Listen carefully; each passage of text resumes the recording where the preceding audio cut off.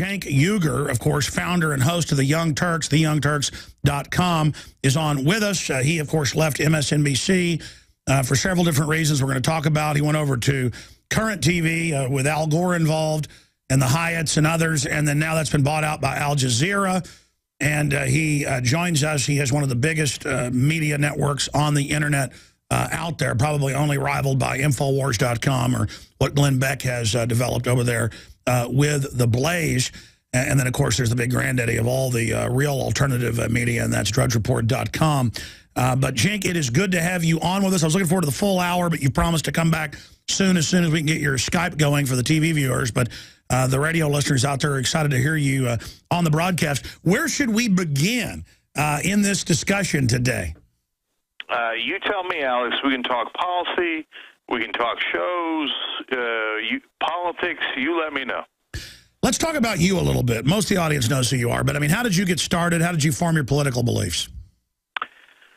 Good question. So when I was growing up, I was a liberal Republican in the Northeast. That, of course, doesn't exist anymore, but it did back in the day. Voted for Tom Kean. Not voted for, I was too young, but supported Tom Kean, Whitman, et cetera, right? And then the Republicans lost me during George W. Bush. Gore was actually the first Democrat I ever voted for in 2000. They lost me on a couple things. The Clinton affair was fun and funny, but I thought it was crazy to impeach a president over that. Then they really lost me during the Iraq War, and then they really lost me during torture, and then they went down the spider hole of, warrantless wiretapping, gigantic abuses of our rights and civil liberties, et cetera. And I consider myself an independent. The Democrats drive me absolutely crazy. I am a progressive, meaning that I believe in expansion of freedom. I believe in protecting the middle class, et cetera. And there are some progressive in Congress, but not much. And Obama, I think, is nowhere near progressive. So that's in a nutshell. All right. Well, because we got you on later today, I'm going to skip this network break coming up because I want to get down to brass tacks with you. You're obviously a smart guy, and so you know that both parties are bought and paid for by some of the very same globalist, above the law, don't pay taxes interest. And that, who can deny the police state has been continued and accelerated by Obama with NDAA? They found torture camps in Benghazi. The rendition flights, all of it is continuing. And I've seen the so-called left suddenly become cheerleaders for it. You not so much, but still, it's just another wing of the same carrion bird. And then I come on your show and you're like, man, do you need mental help? You're so upset about all this. I don't think it's a conspiracy. Well, it's an open conspiracy. Don't you care about your family, Cenk? You're a smart guy. You've got to know that if you've looked at history, the United States is absolutely headed over the edge of a cliff, politically, economically, culturally. This country is rotting socioeconomically, on so many fronts, morally, and the police are dressed in Darth Vader outfits, the NSA spying on us, and they're talking about Obama's going to be the new Lincoln and crush the states. This is creepy. All right, so, Alex, I actually totally agree with you on 3 out of 4 things.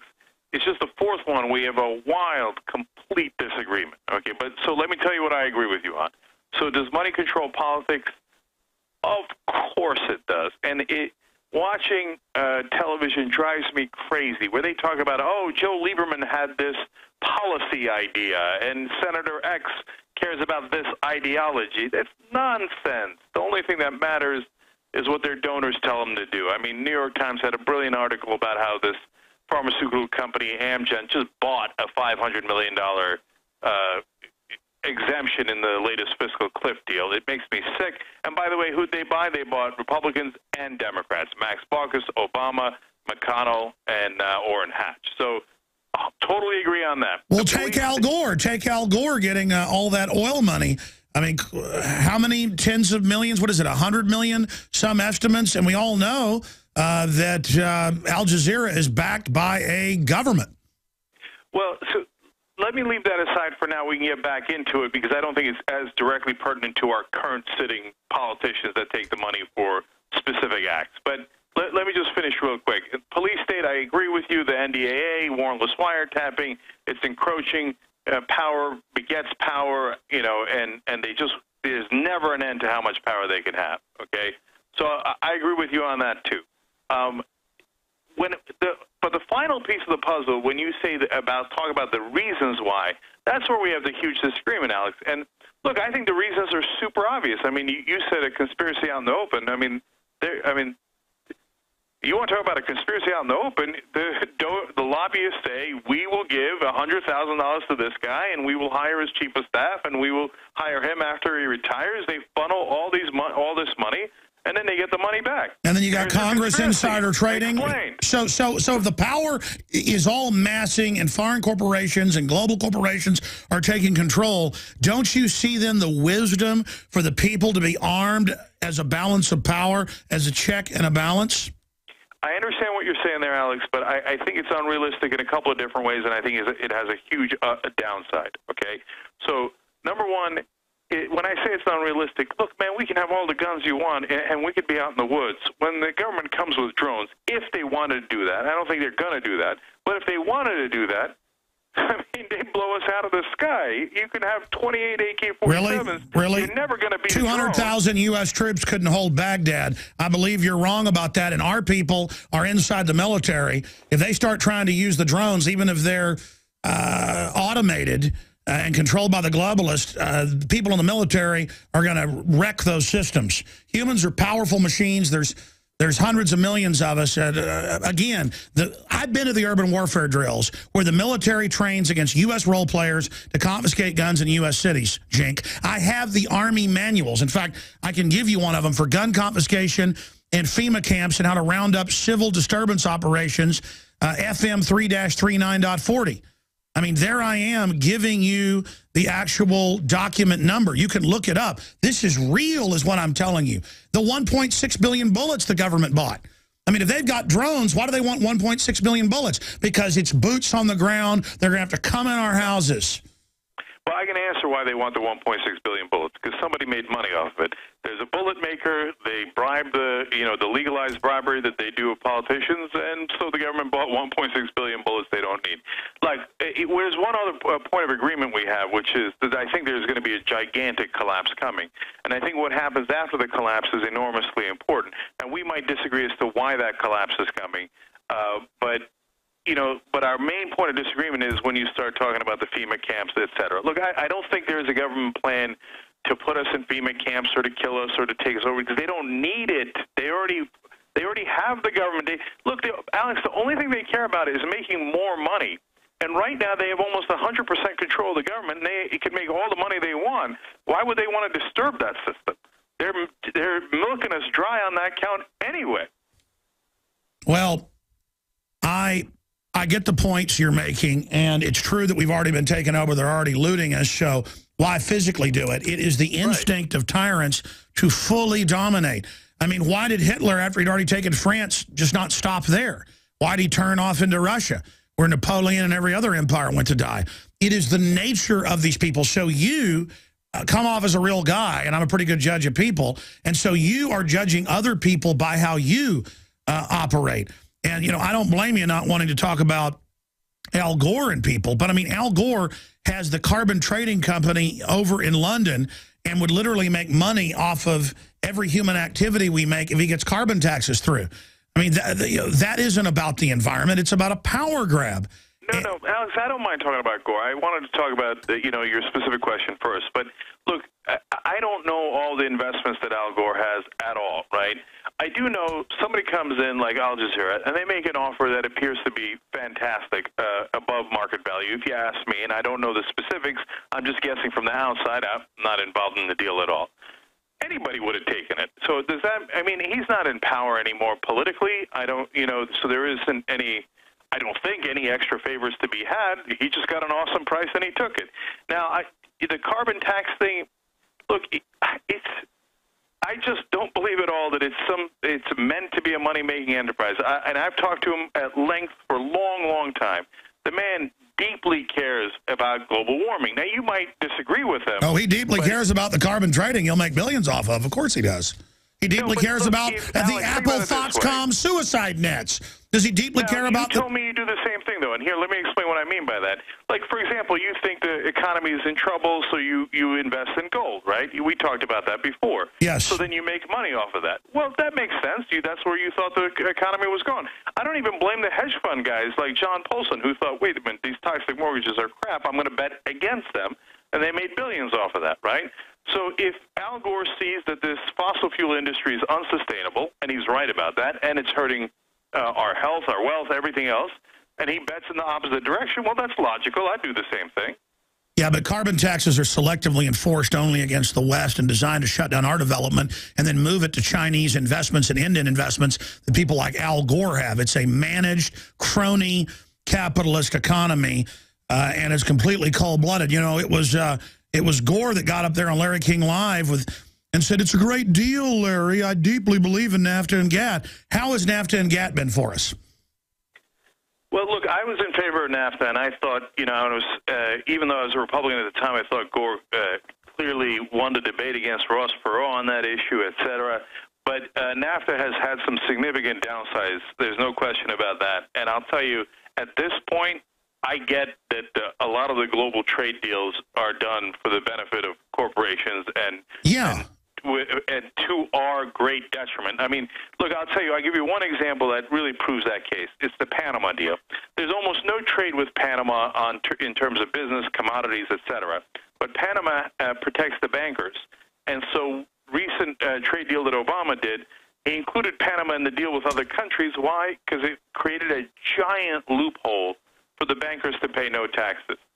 Come on, why would you do that? I mean, especially if you're claiming to be a progressive, liberal, Democrat, and you give the bankers this giant multi-billion-dollar loophole. No, it's because the corporations run the place. Dick Durbin said it. He said the banks own Capitol Hill. So on that count, there's no question. We're talking to the founder of the popular internet and TV and radio empire, Cenk. Joins us right now. TheYoungTurks.com is the main website, one of many they have. Look, here's how my brain works. You're sitting there going, oh, come on.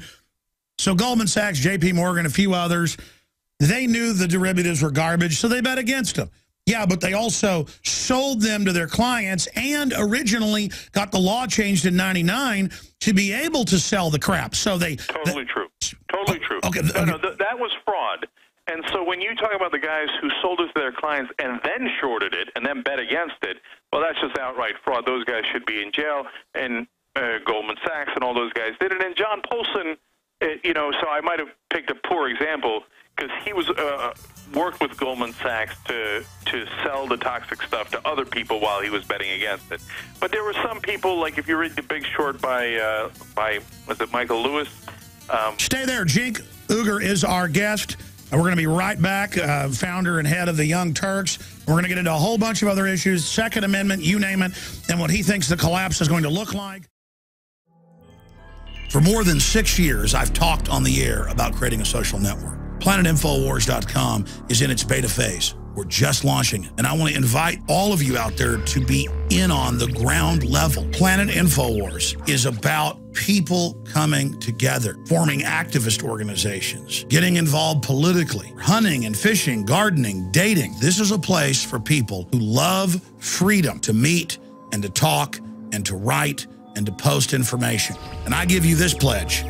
We are not going to spy on you and sell your data to the New World Order. PlanetInfoWars.com is free, so people who love freedom can get together, connect with people who are awake and know what we're facing. Be active, organize, take action, go viral, create, contribute, resist, because resistance is victory. You are victory. It's waiting for you to breathe power into it. PlanetInfoWars.com.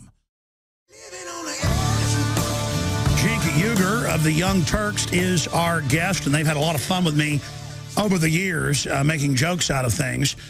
I want to talk about the CPS taking people's kids. We can discuss that. Also, the so-called liberal media is running like a 4-year-old video of me talking about juice boxes to make you gay. and they take it out of context. I'm pointing out that animals, mammals, you name it, are becoming sterile or bisexual or having both organs.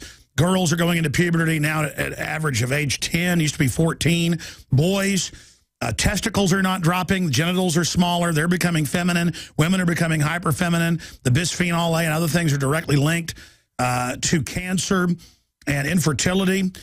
All of this, and the media just says, oh, you're making fun of gay people. It has nothing to do with that. It's a way to get the news out to say, are the juice boxes making you gay coming up? And then I'm like, well, actually, it's doing a bunch of stuff. But what's your take on that, Cenk?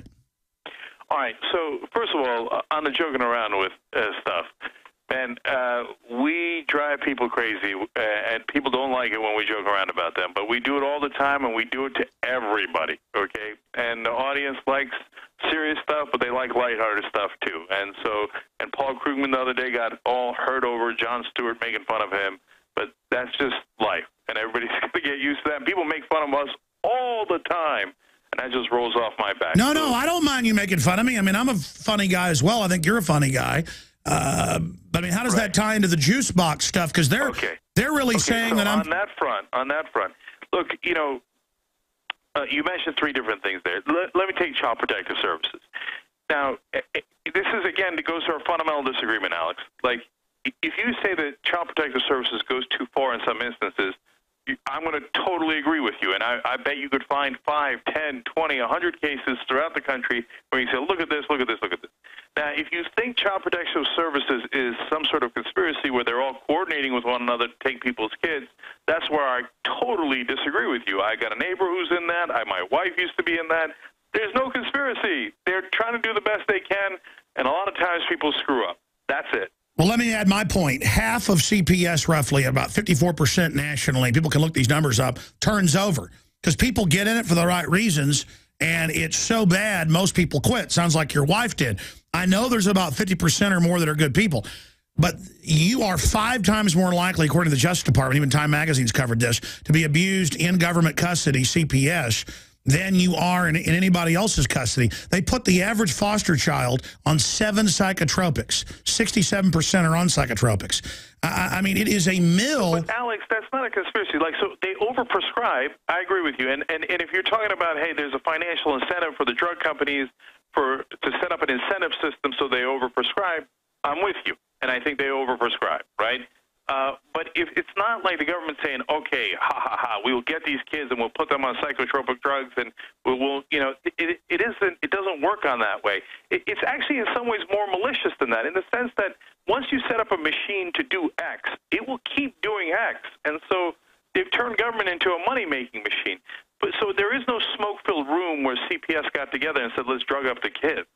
It's just, you know, if the drug companies have the financial incentive, they buy the politicians write the rules. Okay, then my point is, having more drugs. Regardless, then, it's going on. We should stand up and say it's wrong. But the Democrats generally are pro-government. And so, oh, no, let's not criticize the government. Let's just let it continue on. The Republicans are pro-government to their buddies. They don't want their stuff cut either. And all I'm saying is, like Nixon said, it is a big out-of-control beast. It is an out-of-control machine that nobody can control except the establishment on top is trying to ride the beast, and we're being trampled under it. Yeah, and look, when people ask is government too big, too small, that's my favorite question because it makes no sense. It's like saying, all right, how big a pipe do you need? Well, I don't know. What's the job we're doing? Are we carrying oil? Are we carrying a tiny amount of water? What do you mean, well, how big is the pipe you want, right? So it depends on the job that the government is doing. So is the government too large when it has this enormously bloated Defense Department that it starts aggressive wars? Hell yeah, it's too large. Is it too large when it gets into our private lives? In my case, I think, you know, I'm pro-choice. I think them getting between us and our doctor is way too large. You know, and so you can list a dozen ways that it's too large. You can also list a dozen ways that I think it's too small. Like, for example, the whole reason why I'm not a small-time olive picker in the middle of southeastern Turkey is because the Turkish government allowed my dad to get a free education because he scored high on an entrance exam.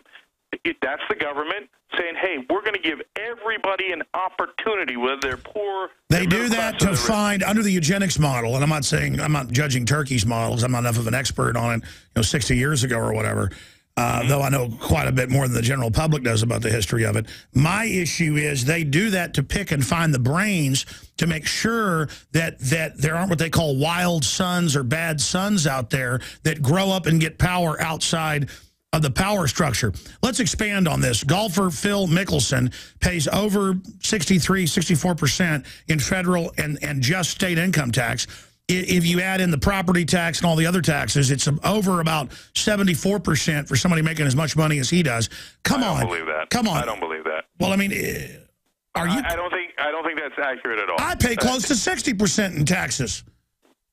Yeah, I mean, look, if you're adding everything, if you're adding local taxes, property taxes, which is a whole different ballgame, sales tax, you might get to 60%. But if you got to 60%, that means you're making a hell of a good living.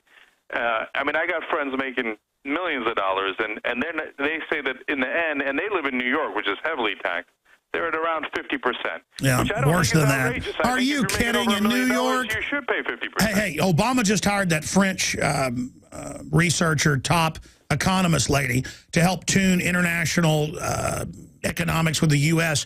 That woman is somebody pushing for the 75% taxes on top of everything you make above 75%. I mean, the government needs 90%. France is the model. Feudal serfs only paid 10% in ancient Europe. But, Alex, if you remember the golden years of America from, about 1945 to 1980 when our economy did the best, more accurately probably 45 to 75, the tax rate was anywhere between 71 to 94%. But the loopholes were so big, that's not actually the case. Kennedy cut some of the highest tax rates by 35%, the median tax income by 50%, tax receipts doubled. Why does government want higher taxes when they know generally tax cuts increases revenue, or do you disagree with that? I do disagree with that. So when Kennedy cut taxes, they were still above 70%. And remember, that's for the highest marginal tax rate. So that's for every dollar above whatever the threshold is, right? So if Kennedy doubled the revenue and he was at 70% for the highest marginal tax rate, well, that's not so bad. Now, look, I think that's too high. For my personal taste, I think, and that's why my family supported Reagan when we first came here, because at that time, if you remember, before Reagan, the highest marginal tax rate was 70%.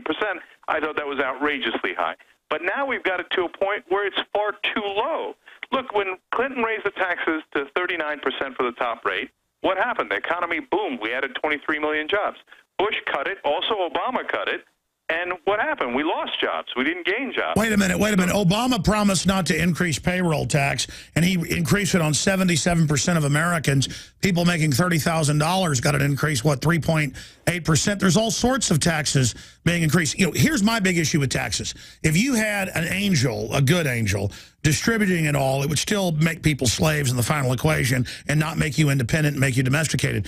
The establishment, the richest people in the world, come and lobby for higher taxes because they know they're always going to have loopholes and are exempt. Warren Buffett and people like that. And then they end up getting the money in banker bailouts and corporate welfare. They're trying to shut down the Small Business Association in the federal government administration. They take our tax money and then they give it back to select insiders. I mean, that's what's going on here. Some of that is true. For example, the role of how big business crushes small business is one of the most underreported stories in the country because they want a competitive advantage, so they, set the rules in the government so that it is to their advantage and against small businesses. But no, overall, most of the rich don't want higher taxes at all. Warren Buffett is someone that everybody talks about because he's such an exception. Well, all the hedge fund guys, the private equity guys on Wall Street cry bloody murder if you touch their taxes by 1%, and they're paying 15%, which is outrageously low. Yeah, they wrote the laws. They wrote the laws. And it's the very same mega banks and Wall Street people that fund the Democrats and Republicans. I mean, look at Romney. He was funded by the exact same groups, except for the Koch brothers, so you guys always use them all day. But the point is that now they flipped against the Republicans. I mean, it's just such a cynical game, and any big government is going to create that trough for the fraud, waste, and abuse to take place. That's totally true. And the Democrats and Republicans are playing us all day long, and Fox News and MSNBC set up this false debate, this false drama. Oh, my God, is it going to be the Democrats? Is it going to be the Republicans? What difference does it make? Obama renewed. In fact, he didn't just renew. He made the Bush tax cuts permanent for 99% of Americans. So that's the 1% change we voted for. I mean, look, you're upset. If you're a progressive, we're 10 times more upset because they never do anything progressive. Never. Why? Because Wall Street and the guys who pay the politicians aren't progressive at all. They're massively conservative. And no, they're selective. They selectively enforce it on the general public, and then they're exempt from it all. So cynical with Bill Gates and all them up there talking about, oh, raise taxes, rich people don't pay enough, knowing it's all written where they can be tax-free in their tax-free foundations. But, Alex, let me ask you a more fundamental question. And I always wonder this about libertarians. So how much government do you believe in? So, I mean, you got to have some government, right? You got to have police, firemen, teachers, et cetera. So we obviously have to have some taxes to support that government. So what do you think is an ideal tax rate, and how much government would you want? Well, that is a huge discussion, incredibly complex, because like Ron Paul has stated, we've gotten so domesticated, it'll take 50 years to even wean off this.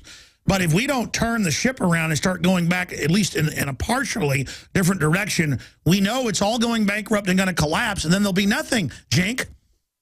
Yeah, but it isn't going to collapse because of these things. The main reason that it's going to collapse is because we allow the banks to do unlimited gambling, and unfortunately they control such a and then government backs and guarantees it. Government then backs and signs us onto it.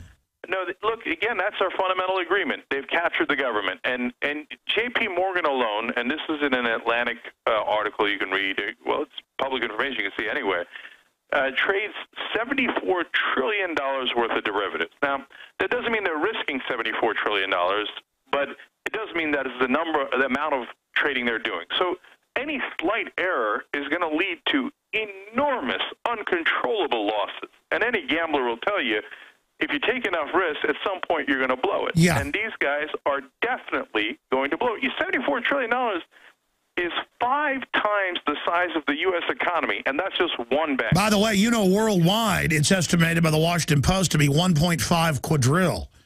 Yeah, it's insanity. So that's going to blow up. It's going to take the whole world economy down with it.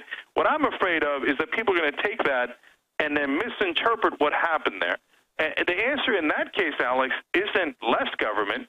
The answer is more regulation, more honest government. Yeah, after the bankers have collapsed and taken everything over, they shut the game down so nobody else can even basically do anything. See, that's the problem. They know this is going to screw up. They signed us onto it. Then they implode it. Then they pose as saviors. Then they bring government in. We go from 25 million on food stamps to 50 million to 100 million, and then we're all completely domesticated, and the social engineers win. Let me shift gears with you.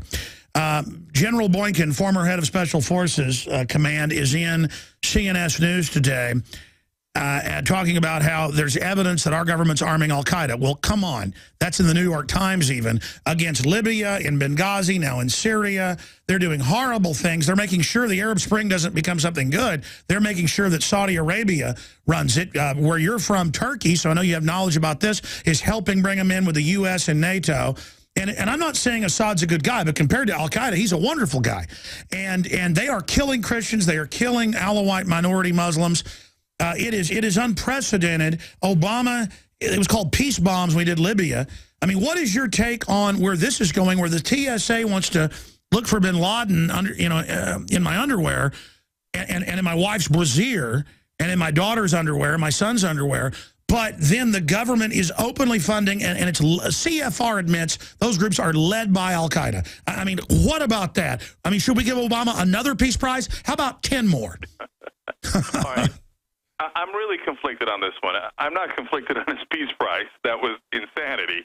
He hadn't even done anything yet, and once he did something, we found out he wasn't altogether that interested in peace. But look, when I see Gaddafi oppressing and killing and butchering his own people, and I see it with Assad, I want to do something about it. But doing something is a really hard question. What are you supposed to do?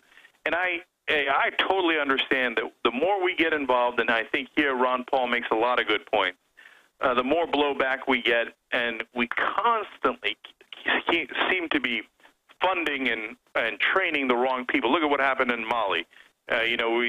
you know, we train some of the guys in Libya. They go over to Mali, and then they turn on. Oh, it's all an accident. Then we got to invade. Oh, we got to invade all Africa with AFRICOM now. I said 4 years ago in Obama deception, they'd use al-Qaeda to invade those very countries and do this. You know how I knew? There's Pentagon public white papers. They think we're so... See, Cenk, I've got West Point documents from 4 years ago and last year and now this year where they're training to take on gun owners and take our guns. That's why I know, Cenk, they're coming, because I have the Army manuals. I have the Army sources.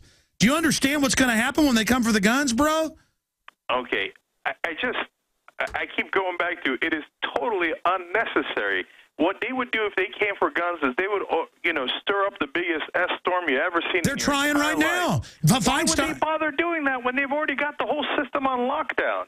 I mean, they're not. No, you don't know about the Mao said possibly can. Mao said political power goes out of the barrel of a gun. Our forefounders knew that as well. They just wanted the people to have the power.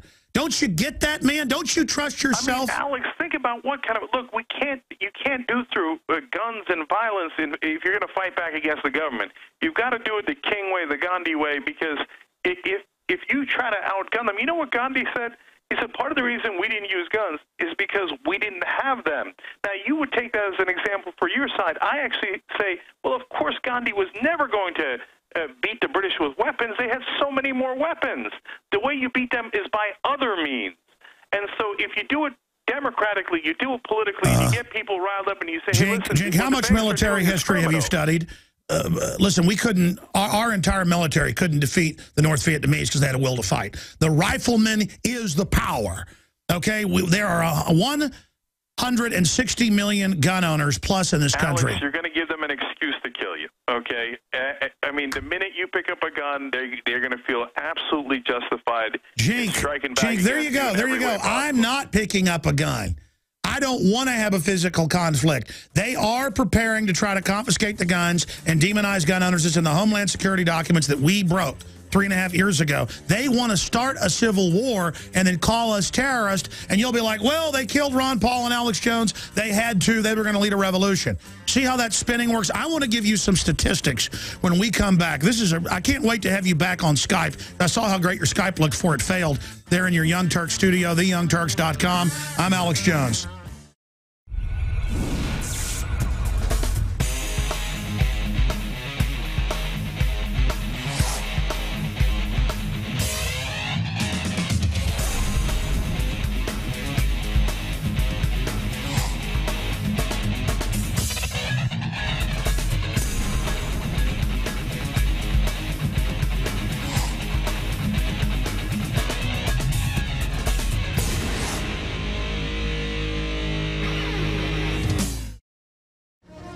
We got him 5 minutes into the next hour, and he promises after he does his big D.C. trip next month, he'll come back with us in March or so via video Skype. Cenk Uygur, and I got to say, I don't agree with a lot of stuff he says, but he says it real slick the way he sells it, very funny. And, you know, I'm a fan of a lot of the stuff they cover. He covers things that the other Democrats and liberals won't cover because they're really a bunch of authoritarian scum, just like most of the Republican leadership. But he joins us. But I brought Melissa Melton in because she was going to be on earlier today, but then I ran out of time. And Melissa, we've got FBI statistics from FBI.gov for TV viewers. We're going to be putting these up on screen for radio listeners. The video will be posted later today at Infowars.com. Go over these statistics for Cenk so he can respond. Well, the situation is that we have a lot of media and politicians that are throwing out statistics, and they don't cite their sources. So we don't know if those are coming from think tanks or special interest groups. This is from the FBI.gov. They collect this data from 18,000 law enforcement agencies across the country every year. And private groups have studied it. Some of the most accurate numbers out there. That's what they We're not usually fans of government numbers. But this is what we have that's the most consistent over the years. And using basic calculations for percentages, you can see by their own data that goes back to 1992, the Uniform Crime Report shows violent crime has been cut in half since 1992. And if you take the 1992 violent crime rate per 100,000 people of 757.7, you subtract the 2011 violent crime rate of 386.3, you get 371.4. If you divide this by the original 1992 rate, you get 0.4902, multiply that out, and you're going to have a decrease right there of 49.02% in violent crime between 1992 and 2011. And the murder rate shows the same decrease as well, actually. If we can go to that. So people think it's the end of the world and everybody's dying. But the truth is, the only thing going up is mass school shootings, and that's 88 a year. About half of those gangbangers killing each other. It's still a bad thing. But, I mean, Biden going riddled with holes, beautiful children. I mean, it's so exploitive. We're going to go to more numbers here in a moment. Hit pause on that. But, Cenk, I mean, respond. I mean, almost a 50% cut as more guns get bought, as the criminals get scared in the last 20 years. So, Alex, there's about 12 different possibilities as to why the crime rate started going down in the early 1990s. I read a brilliant article in Mother Jones about this, and we had Kevin Drum on the show to talk about it. And I was really skeptical about it, but it turns out the one thing that correlates with crime increases and decreases is lead. Okay? And so the leaded gasoline really screwed this country up in a big, big way. Now, to me, I get that the crime rate is going down, and that's a terrific thing. And again, there's a lot of factors. Is that why we all beat the hell out of each other in the 80s? I think so. I'm sorry. I thought that was aspartame. Anyway, I'm sorry. Go ahead. But the problem with the guns isn't necessarily the crime rate as much as it is gun homicides and, of course, these massacres. And then, you look at the international rates, and, you've got Japan, you've got Australia, and, they've passed their ban in Australia in '96. They haven't had a single massacre since. In Japan... Oh, yeah, now they're trying to take the bolt-action guns. Now they're, okay, but let me throw this at you. Long after leaded gas was out, they did concealed carry, and that's when the real drop started. So it's not the lead. That's a small part. I agree. I've seen the studies. That's a small part from the complete rage of the 70s and 80s, okay? But in the 90s, it's concealed carry, more guns, less crime. You can use Japan, where nobody robs each other when there's a tsunaami, and say, look, they have lower crime. I mean, it's a different culture is my point. But look at Japan. No, let's look at Japan for 1 second. They have in the ballpark of 2 to 10 gun homicides over the last 6 years or so, okay, per year, which is and Japan is a smaller country than us, but they're a significantly large country. And if a samurai told a villager to get on their knees because they had disrespected him and to let them cut their head off, they would not resist. That has been a programming in the culture of feudal Japan. They're great, smart people, but that's leftovers of that, the total submission. They don't have guns, Alex. They can't kill each other with guns because they don't have them. But they got guys that go in schools and stab people with knives. Yes. The government wants the guns to enslave us. Stay there. Back in 60 seconds.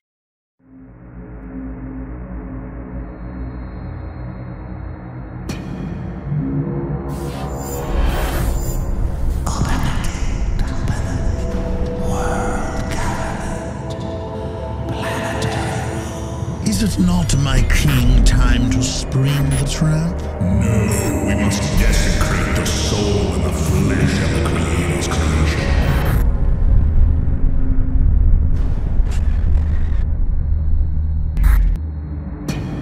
The chain of life broken forever. A monument to our beauty. Is our final little segment with Cenk Uygur of TheYoungTurks.com, syndicated radio, TV host, and star of YouTube with their news. Pretty entertaining, but I don't agree with a lot of it. I mean, I'll say that up front because, oh, it's an accident, oh, it's corrupt, oh, whatever. But at least the guy is not one of these Skeletor demons like the mainline Democrats are that I've met behind the scenes. I mean, at least she'll admit that it's wrong that Obama... I mean, did you think that was sneaky how he said, don't worry, I'm going to veto NDAA so you don't have to fight it? And then he blamed the Senate, so they released the letters where his lawyers wrote it, and Obama demanded it. Then he said, don't worry, I won't sign it, and he did. I mean, it's the way Obama gets you to feel good when he walks you out behind the barn and slits your throat. I mean, it's really creepy. There's a great show, or there was on Stars, called Boss. Kelsey Grammer was the star of it. I don't agree with Kelsey's politics, but damn, he was brilliant. I thought he was the best actor on TV. And there's a great line in there about politics. They say, the donors say, we want change on the outside and continuity on the inside. And that right there is Obama in a nutshell. He sells you change, and then he just keeps the machine rolling. We give kind of wrestling nicknames to people sometimes. Obama's nickname is the establishment. And God, he does a brilliant job of pretending he's giving you historic change while he ups the ante, honestly, on the police state and the warrantless wiretapping and the NDAA. I don't know why he does it. I'm not a psychologist, but I do know he does do it. Well, he's bought and paid for by the very same interest. I mean, we already went over that. But I would just ask you to do this, because I know you care about the children. The vaccines, in most cases, like flu, do not protect you from what it does. On the insert, it says it can kill you, give you narcolepsy, you name it. And all over the world with the meningitis and other shots they're giving kids, polio shots, it's killing them. I've got articles up at Infowars.com right now.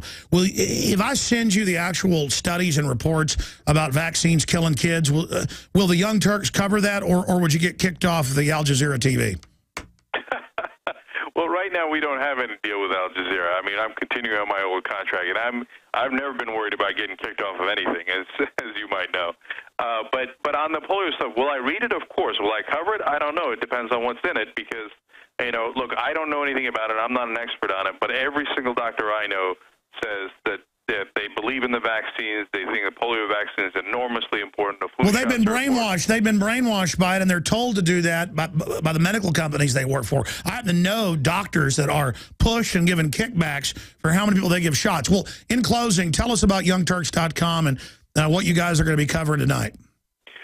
So, we do our live show 9 o'clock to 11 o'clock Eastern on the YoungTurks.com. You could also see it on YouTube.com/TYT. And especially on YouTube.com/TYT, you got all the clips.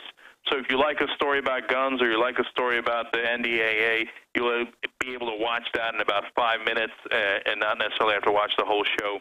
And we do all the news. So we got pop culture, we got really serious politics, foreign policy, and then we've got a network of about 20 channels on YouTube as well, so you can watch sports or any of the other topics that you like.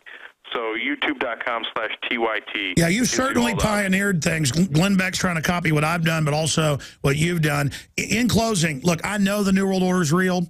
I've studied what they plan. It's a eugenics program, just like injecting black people with syphilis. That's the tip of the iceberg. And I'm telling you, they're evil.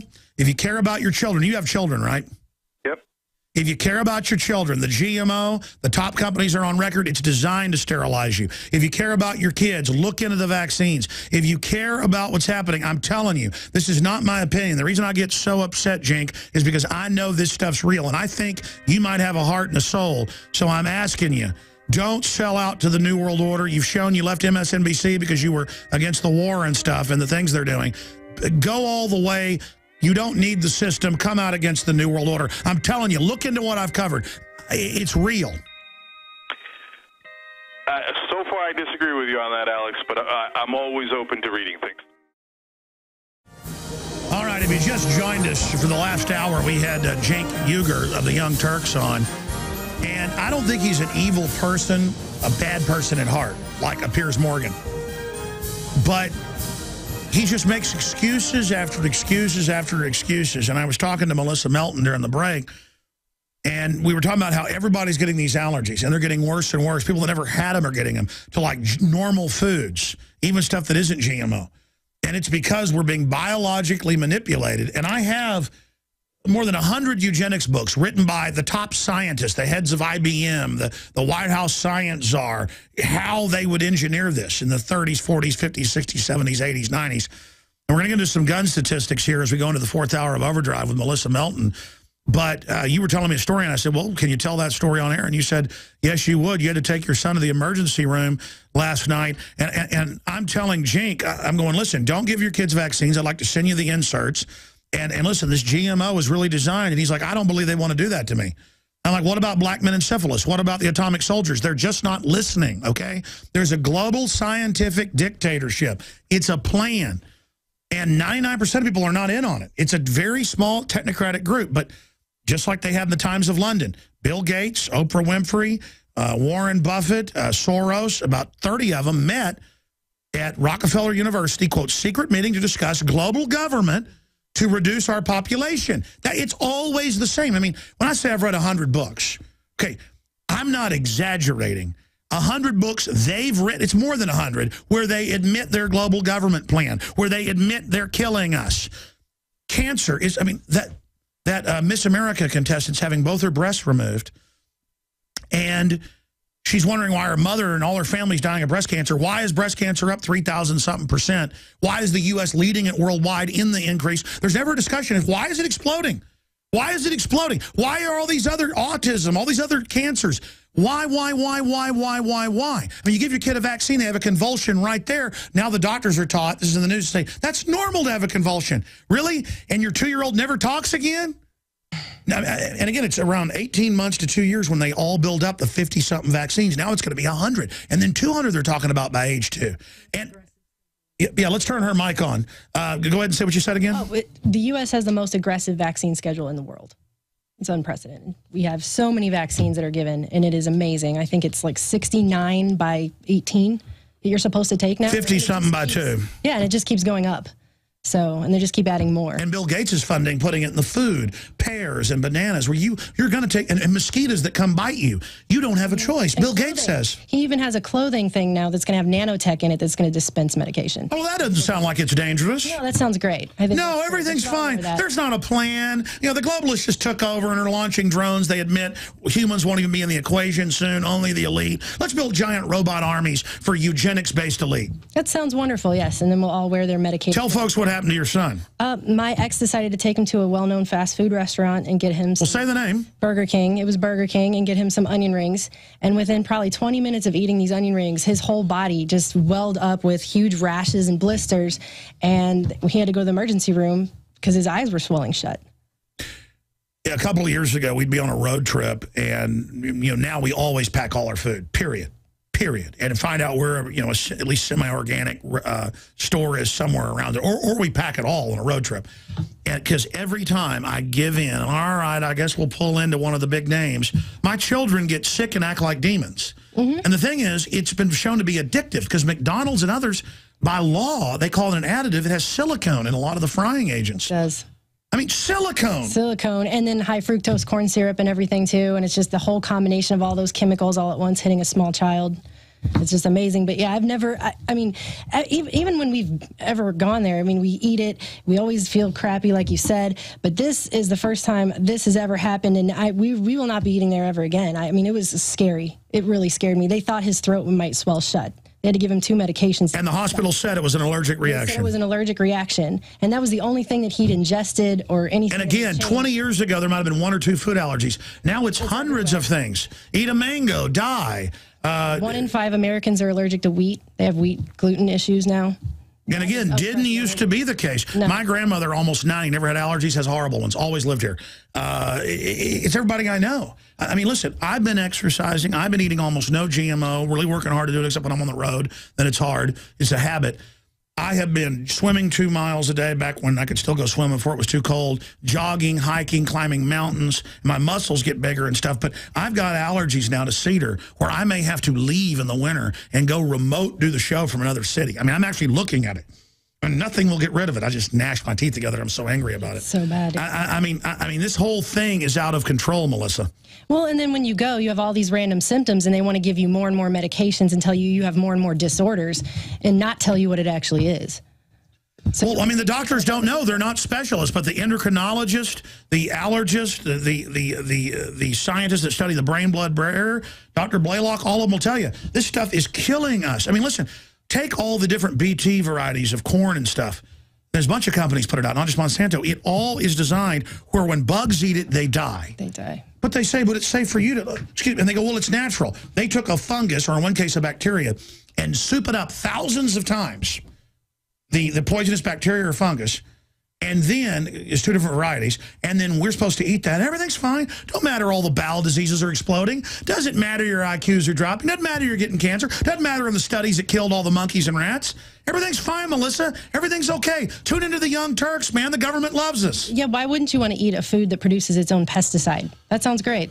It's healthy for everyone. I actually read one of the people from the American Academy of Pediatrics said that there's no long-term study to show that eating less pesticide is healthier for you.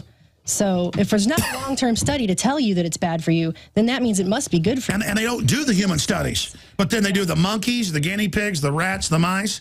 Within 3 generations with multiple new GMO potatoes, you name it, the rats are almost all sterile or mentally retarded or dead or have giant cancers or no genitals or genitals on their head. Really? I mean, it is stuff you can, it is, and it's all these companies, Monsanto on the board of McDonald's, tied into Bill and Melinda Gates, Bill Gates bought into Monsanto, and then you go track the founders and the heads, all eugenicists, all going and giving speeches how they want to kill us.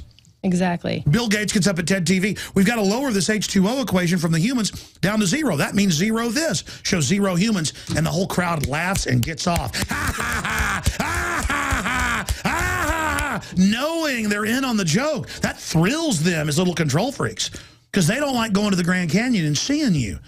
See, right there on screen. Now the number's up to 80 European children developed narcolepsy after receiving H1N1 vaccine. And then you go back. Boom, Bill Gates, it was 60-something thousand in India got sterilized. 50 African children paralyzed after receiving Bill Gates-backed meningitis vaccine.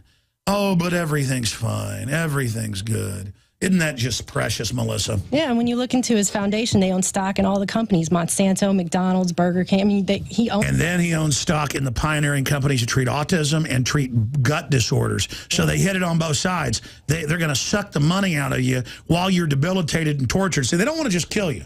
It's important to watch humanity mutate and die and be in pain. Because, I mean, that's why Joe Biden talks about those beautiful children riddled with holes. Oh, those, I mean, have you seen that where he's, like, obviously getting off on it? I mean, anyone could look and go, perv, perv, perv. No. If I saw him at a park, I would creep away from him. Yeah, I wouldn't want to go down a dark alley with that guy. I haven't seen that particular clip, but I can barely watch it. I mean, it's so hard to even see. Do you guys have the Joe Biden I sent you? Cue it up. This is just part of it. All right. And we're going to go to break and cover the statistics in the 5 minutes after that. You know, we were giving those statistics. Most of the drop was not in the 80s. No, it's consistently over the last 20 years. Yeah, and they phased the lead out starting in like 80 to 86 or so. I read the lead study, yeah, but that can't be accounted for it just continually dropping for the last 20 years. It accelerated the last 9 with the proliferation of concealed carry. And they have the local, you took stats in college. Yeah, I mean, to say that that's all it is just, I think there's no way you can do that when you look at the whole big picture of all of this. Well, they can't stand it. They're like, look at the children. Like Stalin said, one person dies, it's a tragedy, 1 million die, or 10,000 die, different quote. It's statistics. They know that. I mean, they got drones murdering, blowing kids' lower mandibles off, Hellraiser type stuff. It's all cute and funny. But then, oh, the children, give us your guns. It's for them. Obama, I'll get the guns for you. The little kid high-five me. Yeah. I mean, the exploitiveness of it. Well, he's killing hundreds of kids in other countries. That's fine. No one cares about that. Do we have the perv clip? Okay, play the perv. Here's the perv at different meetings.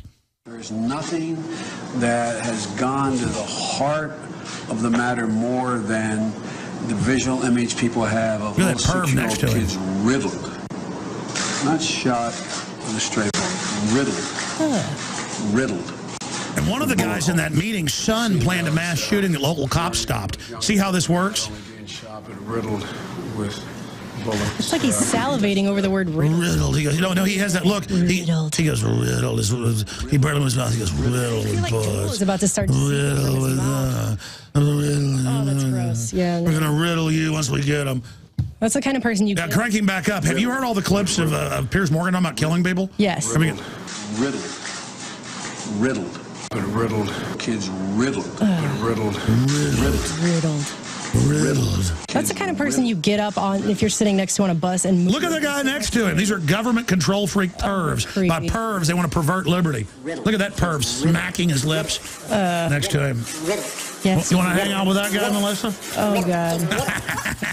I'm so sick of these people. Of that guy. It's like General Boykin's scared of him. I'm just way past it. You guys don't control me. I don't care what you do. I'm going to make sure you go down with me. How's that sound? All right, that's enough of Pervo. All right, we're going to, I mean, this is... Did you see him during the speech with Obama last week? The salivating and he kept fighting the smile going... Yeah, no, it was pretty disgusting. It was really hard to stomach. You know, I got to feed the trolls here on air when I do these little pieces. They take it out of context. They've got it clipped together and dubbed my voice saying racist stuff, too. Oh, wonderful. But it doesn't. All it does is discredit them. Basically, it's a good way to spend your time.